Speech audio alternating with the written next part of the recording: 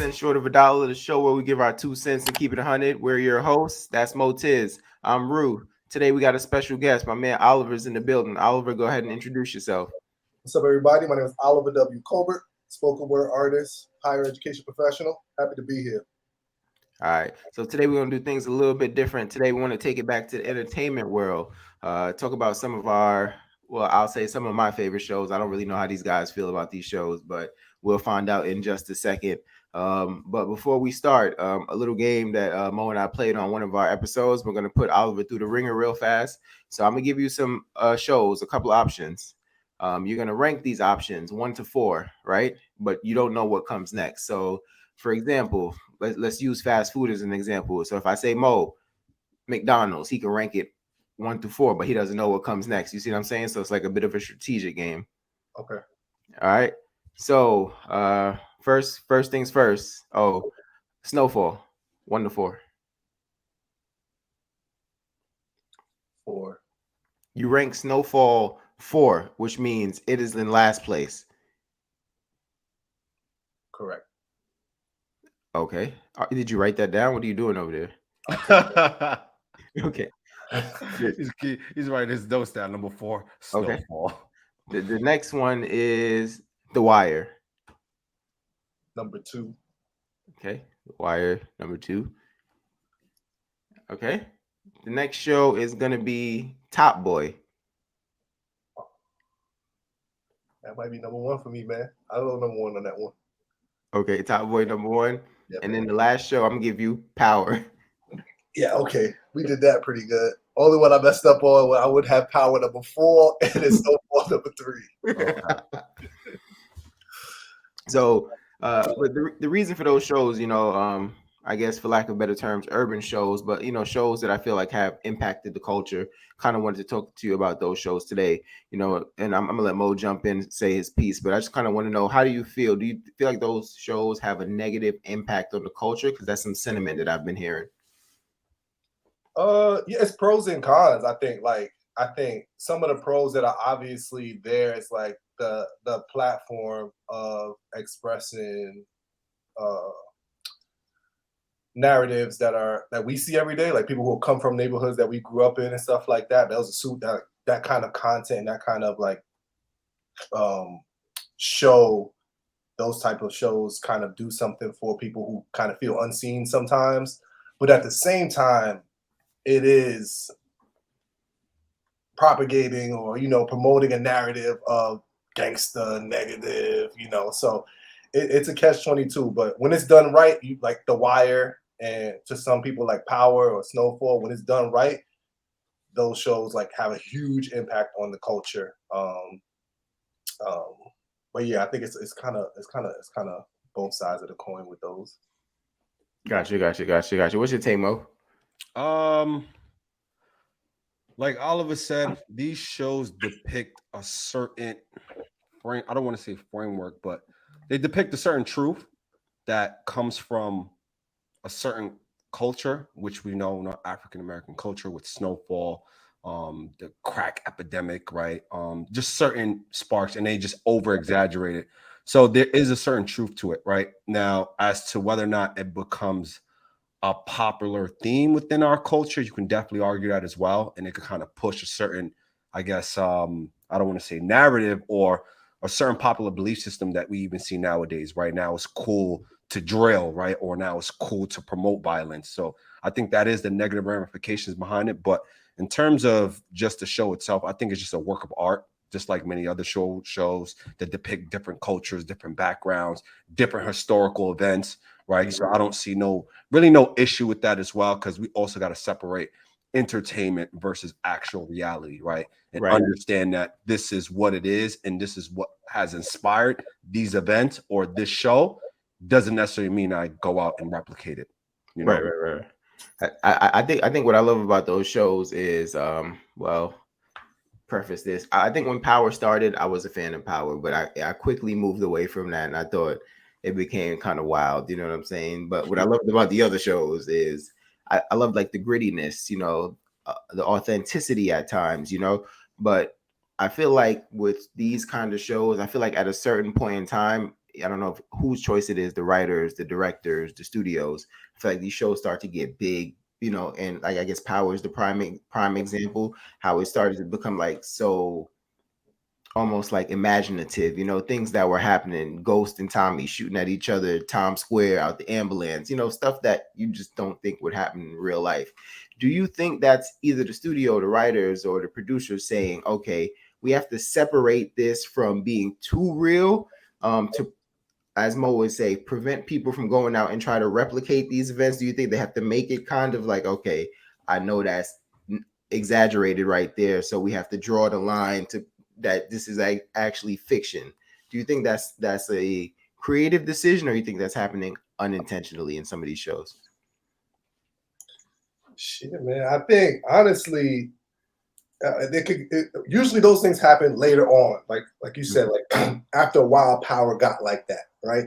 And I feel like it could be just like lazy writing. After a while, they realize that they have something good, and they're just trying to keep it up. And so sometimes people, I would imagine, in the writers' room just kind of get lazy. It's just like, this would be cool to put in there. Like, Yeah. there's so much good stuff, so like they're just throwing stuff in there. I do not think that it's an intentional thing to kind of like, we got to make this, let them know that it's TV. It's not really real, because you just had X amount of seasons of everybody believing, like literally niggas seeing whatever Ghost son in real life and being like, having feelings toward him, bro. Like, that's the impact of the show. Right, So right. I don't think it was intentional that they did it like later on.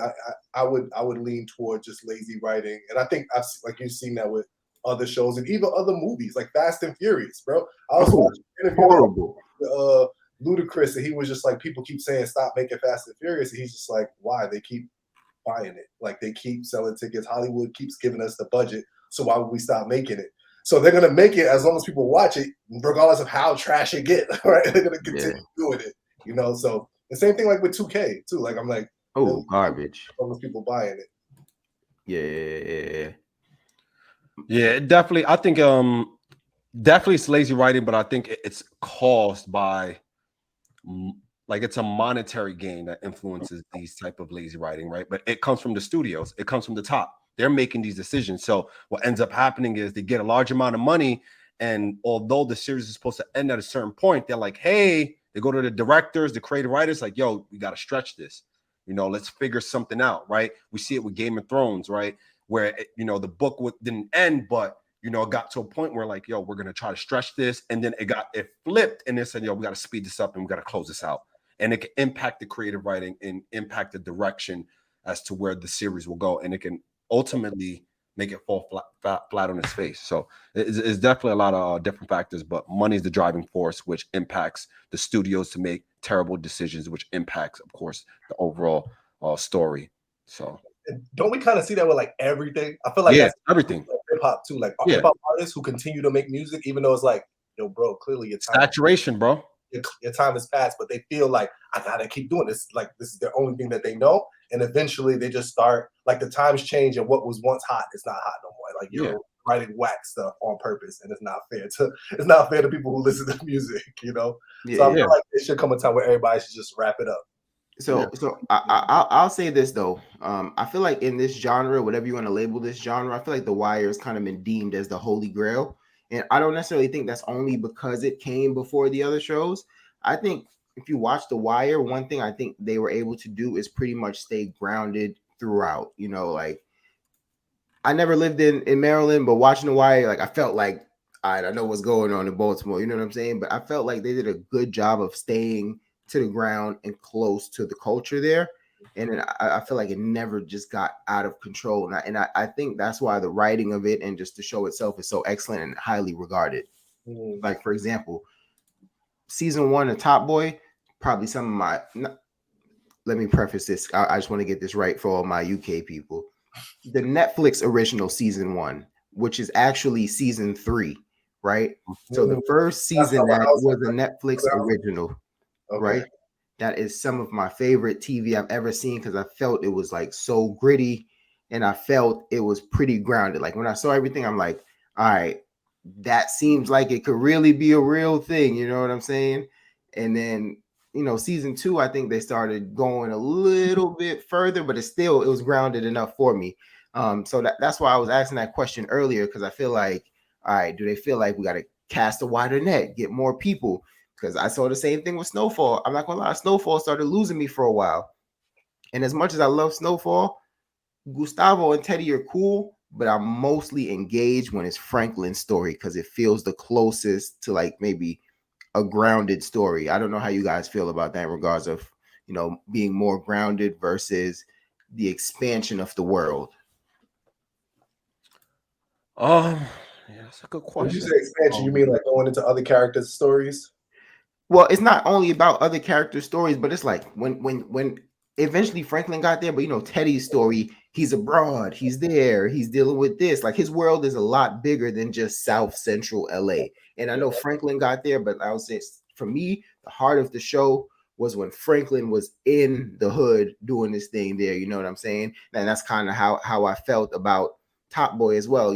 If you've seen the latest season, they kind of go abroad, well, across the water, what I'm saying, to another place. I don't want to spoil it if you haven't seen it, but I felt like that I'm not as engaged as when Deshane's in the cafe and somebody's pulling up in the cafe. You know what I'm saying? Right there on the end. So that's what I mean about grounded versus expansion. I mean, to me, I feel like eventually you have to expand though, right? Because it gets repetitive when you stay grounded for too long. Mm-hmm. It happens in shows like you stay grounded for too long and then people kind of lose it. But the problem is people don't find the middle ground where they stay grounded. They want to jump to the ceiling as opposed to kind of like the pacing of the show itself and limiting certain boundaries of the show is what makes it so it's like world building, right? So if you world build appropriately, then you can do a great job, right? That's why we see some of these fantastic shows. When you have great world building, it doesn't seem like you just sprung all these extra elements and now things don't make sense and now we have plot holes everywhere or it's just too much going on, you know what I mean, where it loses its authenticity. You know what I mean? So I think you it's like a must in order to get the show to the next level. That's why The Wire was so well, because the world building in the show was fantastic. They introduced new characters. It was grounded, but they had to kind of expand, and they did it right because of the pacing. So you kind of need to do it. It's just you can't just overreach, in my opinion. Yeah, I think it's also the perspective and of the certain characters. So like one difference that I see with The Wire as opposed to Top Boy and Snowfall was The Wire, they really also valued the perspective of the local police. Like that was like the viewpoint in a lot of situations. And the local police share the neighborhood with the gangsters, right? And so it's going to be very like Baltimore centered because none of them are flying abroad, picking up bricks or coming back with it. They're talking about hand-to-hand sales in the hood, And so a lot of the narrative around that can be centered where it's taking place. Whereas like Snowfall, he's designed to like he's created to be like this big kingpin working with the CIA, which is a federal agency. So there's going to be some outside of South Central LA influences that have to be brought in because he's not just a hand-to-hand drug dealer. He's like, this is happening in South Central, but Teddy's on flights and he's doing this, picking up bricks from Nicaragua or wherever they would pick, that kind of stuff. Where now you have to expand because you're not talking about regular neighborhood stuff. And the same thing with Top Boy, where it's like it started right hand to hand, but then they got bigger, and now they picking up bricks from I don't know if it was Turkey or whatever, wherever it was. They was taking flights or trips or whatever. So I think that also plays a role too. Where if you involve like local elements, I feel like you just can't leave. Like if they did a show like in New York like that, and it was like you had the New York City Police Department perspective, like you have to stay like in the hood for at least 3 or 4 seasons. Like It's the length of time. I agree with that. I think it's just the length of time. You can't just dip your toes because even with Top Boy, them going overseas, it's like, all right, you guys rush to go overseas, and now you guys are like kind of expanding on certain characters, elements there, and now I feel like there's just unfinished business there. Now you're coming back. You know what I mean? So even though I enjoyed that season actually, but I get areas of where they can improve on for sure. No, I enjoyed that season too, but I watched a podcast, that they do out in London, and they were saying, because I wanted to get from the local culture, you know what I'm saying, how they felt about it. They thought it was going a bit far too, especially the scene. If you remember the scene with Sully had the desserts, you know, it felt kind of John Wickish where he had the desserts and he had the hammer under the dessert. And then Oh yeah, yeah, he's like, yeah. can I offer you this? And then boom, boom, boom, like 3 headshots real fast, or like 2 headshots and he down the other guy. So I felt like that was kind of crazy. I'm like, all right, hold on, Top Boy, reel it back in now, reel it back in, you know. But I want to ask you this question because, like, when they did that, it felt kind of powerish to me. Now, oh, you said you never really watched Power. What was it that like steered you away from that show that you never got into it? There's just something, honestly, it's not even about the show. There's just something about when everybody latches onto something, I'm just very like cautious of jumping like headfirst into it. And Power is one of those things, it kind of gave me like book wise, you know, those hood novels, you know, where it's like somebody Okay. is shot and then somebody's having sex with somebody you There's didn't always have sex, sex with. drugs, money. Yeah. Yeah, it's like sex, drugs, money, and that's what. And then that's the stories I was hearing people tell. Like, yo, did you know that she was a cop and she was having sex with him, bro? That's wow. I'm like, I don't feel like this is gonna add any value or entertain me, you know. And then I did give it like a try. I watched a few episodes, not intentionally, but it's hard to be in a room with somebody or people and they not know it or watch it. And so there's been times where I watched the episode with my girl and she'd be watching, I'll watch it. Still don't get it, man. I will have so many questions, but that's because when I look at like, not saying that like other people don't look at it like this, but when I look at it, like my brain starts to try to figure out what's going on, what's going on, what's going on. And if I can answer certain questions so quickly, or if it's just like not really like engaging or complex, I just be like, it's not for me, man. And I didn't feel like it wasn't complex, at least for me, and not even complex. It wasn't entertaining or complex. So, and everybody was on it. It just felt like a wave. Okay. To play devil's advocate, I feel like everybody was on Snowfall. So how did you get into Snowfall? I didn't know everybody was on Snowfall. I happened my way onto Snowfall. You just happened to hear that everybody was on Power, but you ain't hear that everybody was on Snowfall. I'll tell you this: my brother recommended Snowfall to me. He put me on a Snowfall, and it took me a few episodes to get into it. Same thing with Game of Thrones. Was a show everybody was on, Bro, but I didn't get on it until late. And then I realized even after I got on it, there were some people who still didn't get on it. You feel me? It was just like, nah, they're not with it, whatever. And like that's a whole different genre. But yeah, my brother put me on the Snowfall, and I enjoyed it. But I also heard that it's supposed to be the backstory of Freeway Rick Ross, which like I saw that documentary and I was like, oh, okay, like I connected the two, and I'm like, all right, I want to watch this now. Okay. And you said you saw the documentary? Yeah, I did see Freeway Rick Ross's documentary. Were there actual correlations to Snowfall? Because I haven't seen that documentary.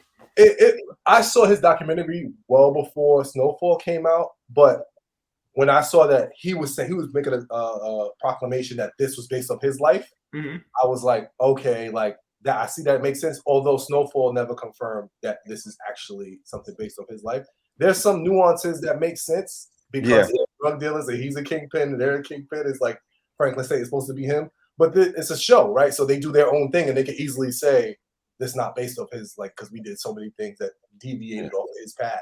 But I do think just like him working with the CIA, like that's true. Like he actually did that. He actually moved bricks like during that time, during the 80s, whatever like that. He was like one of the biggest drug dealers in that time. I think he is from South Central or like LA or one of those areas. So some of the things, there are a lot of intersections that are true, but I don't know if they'll ever say like this is based off his life. Yeah.